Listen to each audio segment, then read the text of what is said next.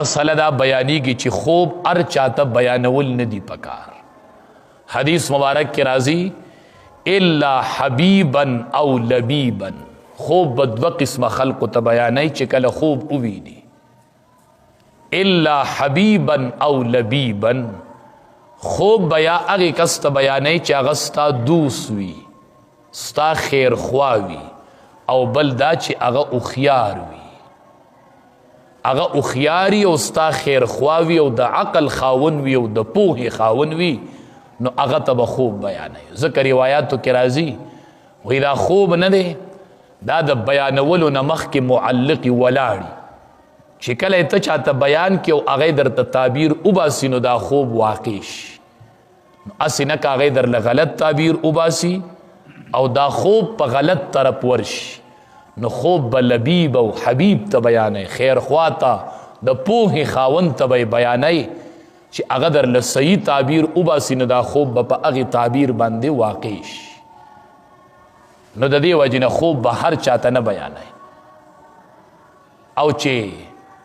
لا د یرې او د هیبت او خطرناک خوب وویني نو اډو چاته یې بیانوم او اډو ضرورت یې نشته دی، ځکه هغه به یې تعبیر وباسي او بیا به یې نتیجه خرابه راوځي، نو مه یې بیانوه. دا نه چې بیانولی جایز نه دي، بیانولی شي خو بیانولی ښه نه دي. لکه خپله نبی کریم صلی الله علیه وسلم د احد نه مخکې خوب ولیده، د احد د غزا نه مخکې خوب ولیده،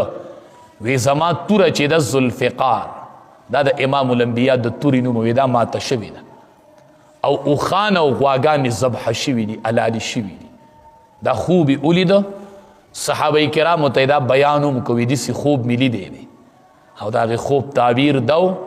چې امام الانبیا وي اوښان او غواګانې الالي شوي. دا د حمزه رضی الله تعالی عنه شهادت احد غزوه کې بیا هغه شهید شو، نو دا د امام الانبیا د خوب هغه تعبیر چې امام الانبیا نبی کریم صلی الله علیه وسلم خوب لیدلی و. نو چې خراب خوب وویني ته نو دا چاته مه بیانوه. او احادیث مبارکو کې دا هم راځي وي چې کله شیطانی خوب ووینئ د شپې راویښ شي او شیطانی خوب دی ولیده نو درې پیرې د چپ طرف ته توکاڼي توکه، درې پیرې چپ طرف ته توکاڼي توکه